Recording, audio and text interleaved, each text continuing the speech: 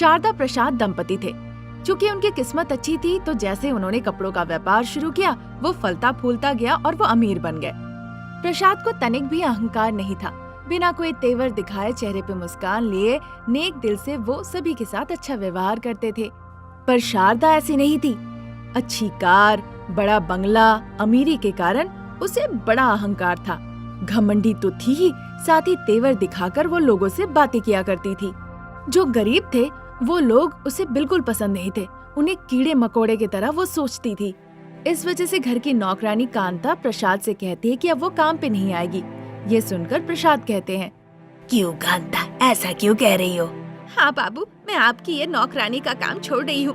भले ही हम नाम से गरीब है पर दिल में प्यार है। पर अपने स्वाभिमान को मार के हम ऐसा काम नहीं कर सकते। मालकिन की बातें सहा नहीं जाता। ऐसा नहीं है कांता, इतने सालों से हमारे यहाँ काम कर रही हो, अपनी मालकिन को तो जानती हो। पर मैंने कभी तुम्हें ऐसा कहा क्या? नहीं ना, तुम्हें परिवार की तरह सोचा, अपनी बहन की तरह माना। तभी तो बाबू, मालकिन की बातें सुन के भी मैं आपकी वजह से यहाँ काम कर रही थी। ठीक है कांता, मैं मालकिन से बात करता हूँ, तुम अपना काम करो। ऐसा कहने पे कांता फिर से किचन की तरफ चली गई। प्रसाद गुस्से से शारदा को बुलाते हैं, उसे चेतावनी देते हैं। प्रसाद का दिल रखने के लिए शारदा भी हाँ कह देती है। फिर भी उसकी हरकतें सुधरी नहीं। दोनों पति पत्नी, एक पूरब तो दूसरा पश्चिम। हरीश, शिरीष और रमेश, इनके 3 बेटे थे। हरीश और शिरीष महीने में 1 लाख रुपए कमाया करते थे। इसीलिए अमीर घर की सितारा और हिमानी से उनकी शादी कराई गई। इस वजह से शारदा उनसे बड़े प्रेम भाव से बातचीत भी किया करती थी। लेकिन इधर रमेश पिता को कपड़े के दुकान में मदद किया करता था और उसी दुकान में अनामिका नाम की एक लड़की काम किया करती थी। अनामिका बहुत ही गरीब परिवार से थी। आज की मॉडर्न महिलाओं के विपरीत थी। अधिक फैशनेबल कपड़े नहीं पहनती थी, बहुत ही पारंपरिक और सभ्य दिखती थी। इसीलिए रमेश को उसे देखते ही प्यार हो जाता है। हमेशा रमेश को लगता था कि अपनी दिल की बात वो अनामिका को बताएगा, पर उसे हिम्मत नहीं मिलती थी। ये बात प्रसाद गौर करते हैं। अब ये बात सही है या गलत, ये जानने के लिए प्रसाद कहते हैं, बेटा मैं घर जा रहा हूँ, तुम्हारी माँ ने तुम्हारे लिए एक अच्छा रिश्ता देखी है, वो आ रहे हैं, इसीलिए एक बार मैं घर होकर आता हूँ। ये सुनकर रमेश परेशान हो जाता है। वो सोचता है कि अब वक्त आ गया है कि पिताजी से सब साफ साफ कह दिया जाए। पिताजी, मुझे आपसे कुछ बात करनी है। जो भी बात है हम वो रात में कर लेंगे। लेट हो गया तो तुम्हारी माँ डांटेगी, तुम्हें तो पता ही है वो कैसे चिल्लाती है। पिताजी, माँ की पसंद से मैं शादी नहीं कर सकता। मैं अनामिका से प्यार करता हूँ, मैं उसी से शादी करूँगा। कैसे भी आपको माँ से बात करके शादी के लिए मंजूर कराना होगा। ऐसा मामला है तो पहले शादी होनी चाहिए, फिर हम बात करेंगे। तुम पहले अनामिका को मंदिर ले जाके उससे शादी कर लो, बाकी कहानी मैं देख लूँगा। पिता की बातों से रमेश को थोड़ी हिम्मत मिलती है। वो अनामिका को अपना दिल का बात बताता है, उसे शादी के लिए तैयार कर लेता है और मंदिर में शादी करके उसे सीधा घर ले आता है। घर पे प्रसाद ऐसा भाव करते हैं कि उन्हें कुछ पता ही नहीं था। शारदा के साथ वो भी रमेश को बहुत डांटते हैं। असल में ये सब कुछ एक नाटक था। गुस्से से वो अपना चेहरा लाल कर लेते हैं। शारदा भी ज्यादा कुछ कह नहीं पाती है जब देखती है कि उनके पति प्रसाद बड़े गुस्से में है। फिर अनामिका ससुराल में कदम रखती है। देखो बेटा, मुझे संयुक्त परिवार बहुत पसंद है। जब तक मैं जिंदा हूँ मुझे तुम्हारे तरफ से संयुक्त परिवार पर कोई काला धब्बा नहीं चाहिए। ये तुम्हारी जिम्मेदारी है। लेकिन याद रखना, तुम्हारे गरीब होने के कारण तुम्हारी सासू माँ डांटेगी और मारेगी भी। अपनी माँ समझ के मैं ये तकलीफ सह लूंगी पिताजी। अनामिका की बातें सुन के प्रसाद का मन थोड़ा शांत होता है। लेकिन अनामिका के गरीब होने के कारण शारदा अनामिका को बिल्कुल पसंद नहीं करती है। अपनी अमीर बहुरानियों के साथ शारदा भी अनामिका के पास साड़ी नहीं है, जेवर नहीं है, ये सब कहकर उसका मजाक उड़ाया करती थी। अरे ओ कांता, अब तुम्हें आने की जरूरत नहीं, हमारे घर में एक नौकरानी आ गई है। शारदा अब कांता को काम से निकाल देती है और अनामिका से घर का काम काज, खाना पकाना, साफ सफाई, सारा काम शारदा करवाती है। अगर ये सब काम के बावजूद अमीर बहुरानी का कोई काम अगर उसने नहीं किया हो तो शारदा उसके साथ बहुत मारपीट करती थी। अब चूंकि अनामिका ने ससुर जी को वादा किया था, इसीलिए वो चुपचाप सब बर्दाश्त कर रही थी। इसी तरह दिन निकल रहे थे।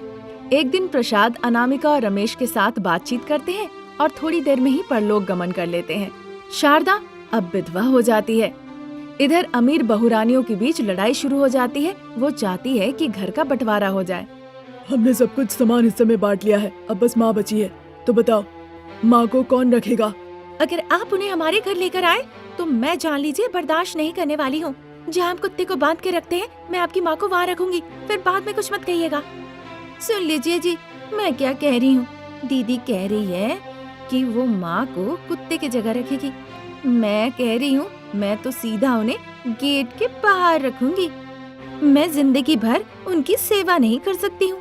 अमीर बहुरानियों की ऐसी बातें सुनने के बाद विधवा शारदा के तो आंसू नहीं रुकते।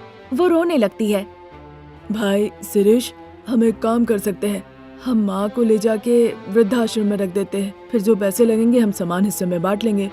उनकी ऐसी बातें सुन के अनामिका चुप नहीं रह पाई। दीदी, भैया, अगर कोई दिक्कत ना हो तो मैं सासू माँ का ख्याल रखूंगी। क्या कहते हैं? जब तुम खुद से चाह रही हो इस कचरे के डब्बे को अपने साथ रखना, तो मैं तुम्हें क्यों ना कहूँ भला? तुम्हारी मर्जी। सासू माँ, आपको हमारे साथ आने में कोई ऐतराज तो नहीं है ना? ये सुनकर शारदा रोने लगती है। पति के जाने के बाद मुझे नहीं लगा था कि पेटों पर भार हो जाऊंगी। बहू, अगर तुम्हारी माँ के साथ ऐसा होता तो तुम क्या करती बताओ? आप कहना क्या चाहती है कि मेरे पिताजी भी मर जाए? हाँ? नहीं नहीं बहू, अमीर होने के नाते मैंने तुम लोगों का ख्याल रखा, पर तुमने अच्छा सबक सिखाया, ये मैं जिंदगी में नहीं भूलूंगी। आप पैसों के लिए पागल है। हमारे पास पैसे थे इसीलिए आप हमारी दोस्त बनी हुई थी। हमारे साथ पार्लर जाती थी, हमारे पैसों से ही शॉपिंग करती थी, हमारे साथ ही क्लब जाया करती थी। ऐसा तक कि कई बार आप पब भी गई हैं। तब मेरे पास पैसे थे और मैं ही पैसे खर्च करती थी, तब तुम लोग जाते थे। याद रखना, तुम लोगों ने कभी भी मेरे पे पैसे नहीं खर्च किए। रमेश, ये सब बहस क्यों हो रहा है? माँ को अपने साथ ले जाओ। इसके बाद हरीश और सितारा यहाँ से चले जाते हैं। बिना कुछ कहे शिरीष और हिमानी भी वहाँ से चली जाती है। अनामिका शारदा को अपनी छोटी सी कुटिया में ले आती है और वहाँ पे शारदा को अपनी माँ की तरह देखभाल करने लगती है। एक गांव में शारदा का मध्यम वर्गीय परिवार था, इसीलिए पति प्रसाद, बेटा रमेश के साथ माँ शारदा भी काम के लिए जाया करती थी। जो पैसे वो कमाते थे उसमें से कुछ बचा के बाकी पैसे जो गरीब, दुखी या जरूरतमंद थे उनके खान पान के लिए वो खर्च कर दिया करते थे। तभी एक दिन जब वो तीनों काम के लिए जा रहे थे, तभी रास्ते में पंडित जी से मिलते हैं। पंडित जी, बेटे के लिए एक अच्छा रिश्ता देखने को कहा था, देखा क्या? प्रसाद जी, आपने अगर कहा होता सुंदर पढ़ी लिखी लड़की, तो कब की आपके बेटे की शादी हो गई होती। अब तक पोते पोतिया भी हो गई होती। पर आपने कहा था एक अच्छी दिल की लड़की जो गरीबों की सेवा करे। ऐसी लड़की अगर मिली तो फिर मैं बताता हूँ। ऐसा कह के पंडित जी वहाँ से चले जाते हैं और वो तीनों भी काम के लिए चले जाते हैं। उस गांव से करीबन 10 किलोमीटर दूरी पर एक गांव था जहाँ 25 साल की अनामिका नाम की एक लड़की रहती थी। लक्ष्मी माँ की भक्त थी। वो दिल की बहुत अच्छी थी और सेवा भी करती थी। वो एक दिन टिफिन डब्बा लेकर शारदा के गांव में आती है। ठीक उसी वक्त शारदा, प्रसाद, रमेश काम के लिए जा रहे थे। वहीं एक पेड़ के नीचे एक बुजुर्ग महिला बैठ के भूख से तड़प रही थी। उसे तड़पते देख अनामिका तुरंत जाके अपना टिफिन डब्बा उसे खाने को देती है। वो तीनों अनामिका को देखते हैं। देखते ही अनामिका उन्हें पसंद आ जाती है। फिर एक दिन वो अनामिका को देखने जाते हैं।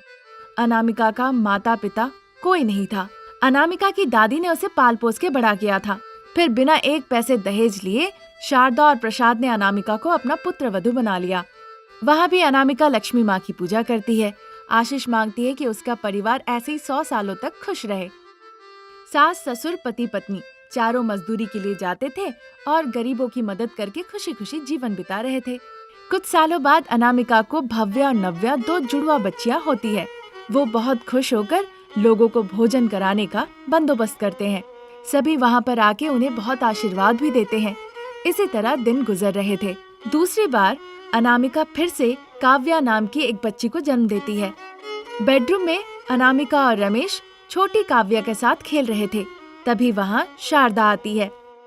बेटा, एक बार बाहर आना। ऐसा सुनकर रमेश बिना कुछ कहे सीधा अपने कमरे से हॉल में आ जाता है। वहाँ पहले से ही प्रसाद हॉल में बैठ के रमेश का इंतजार कर रहे होते हैं। पिताजी, मैं अनामिका का फैमिली प्लानिंग कराने का सोच रहा हूँ।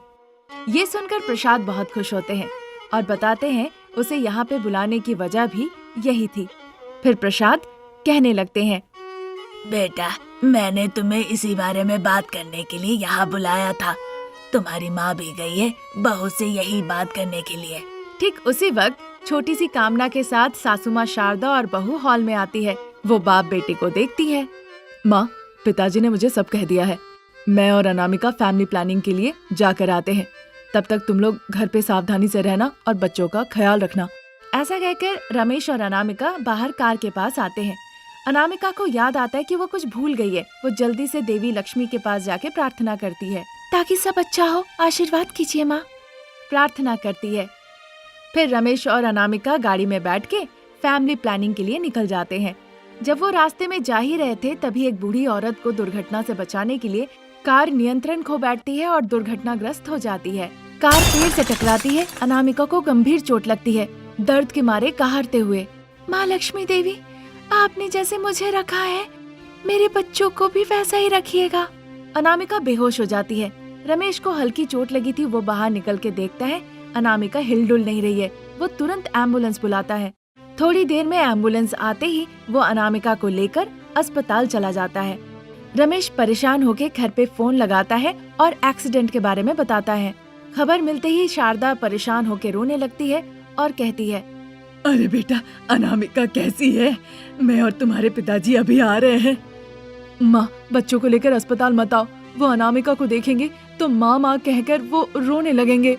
ठीक है बेटा। ऐसा कहकर वो फोन रख देती है। फिर भाव्या और नव्या को छोटी बहन काव्या का देखभाल करने को कहकर प्रसाद और शारदा भगवान के फोटो के पास जाते हैं। हे कोटि कोटि देवी देवता, मेरी बहू का कुछ नहीं होना चाहिए। माँ लक्ष्मी देवी, मेरी बहू आपके अलावा किसी देवी देवता के आगे सर नहीं झुकाया, ना ही पूजा की। अपने प्रिय भक्त का जान आपको आज बचाना ही होगा। अगर जान ले लेती है तो आप निर्दयी कहलाएंगी। आपके ऊपर सारा फैसला, जिम्मेदारी छोड़कर हम जा रहे हैं माँ। ऐसा कहकर शारदा और प्रसाद अस्पताल चले जाते हैं। 2 घंटे के बाद डॉक्टर साहब अनामिका की जांच करने के बाद बड़े दुखी होकर कहते हैं, अनामिका की जान हमारे हाथ में नहीं है। अब वो कोमा में चली गई है। कब वो साधारण होगी, वापस आएगी, ये हम अब नहीं कह सकते। डॉक्टर साहब की बातें सुनकर रमेश, प्रसाद और शारदा बहुत दुखी हो जाते हैं। थोड़ी देर बाद माँ लक्ष्मी देवी अनामिका के बिस्तर के बगल में आके प्रत्यक्ष होती है। अनामिका, तुम मेरी बहुत बड़ी भक्त हो, पर विधाता के सामने हम सभी को सर झुकाना होता है। तुम दुखी मत हो अनामिका, तुम्हारे बच्चों का मैं माँ जैसा ख्याल रखूंगी जब तक तुम लौट के ना आओ। जो भी होगा अनामिका, सब तुम्हारे भले के लिए ही होगा। ऐसा कह के माँ लक्ष्मी वहाँ से अदृश्य हो जाती है। उधर अनामिका के घर में उसकी छोटी बेटी काव्या बहुत रो रही थी। उनकी दोनों बहनों को समझ नहीं आ रहा था कि वो कैसे संभाले। माँ लक्ष्मी ये सहन नहीं कर पाई। वो तुरंत बच्चों के सामने आके प्रकट हो गई। वो बच्ची को गोद में लेकर लोरी सुना के सुला देती है। उधर अस्पताल में रमेश को बच्चों की बहुत याद आ रही थी। वो भागते हुए घर आता है। माँ लक्ष्मी बच्चों को रोते हुए नहीं देख पाई तो बच्चों की वहीं पे देखभाल करने लगी और प्यार से उनके साथ बैठकर खेलने लगी। रमेश घर आके माँ लक्ष्मी को उस हालत में देखकर प्रणाम करके रोने लगता है। बच्चों को लेकर चिंता मत करो रमेश, मैं यहाँ पे हूँ। मैं उनका माँ की तरह ख्याल रखूंगी। तुम अनामिका का ख्याल रखो, जाओ। ये सुनकर रमेश बहुत खुश होता है और अस्पताल के लिए चला जाता है। उस दिन शाम होने के बाद शारदा और प्रसाद घर लौट आए। वो अनामिका को बच्चों के साथ खेलते देख बड़े आश्चर्य हुए। उन्होंने खुद को संभाला। फिर थोड़ी देर बाद सोफे के ऊपर एक उन्हें चमकता हुआ त्रिशूल दिखा। तभी शारदा और प्रसाद बच्चों के साथ खेल रही अनामिका के पास जाते हैं। एक गरीब माँ के बच्चों के लिए आप यहाँ आके उनकी माँ बनी है। हे लक्ष्मी माँ, आपका स्नेह और आशीर्वाद अद्भुत है, अविश्वसनीय है। ऐसा कहकर देवी माँ को प्रणाम करती है। तब से उस घर में अनामिका का बहुत सम्मान किया जाने लगा और सभी लोग खुशी खुशी रहने लगे।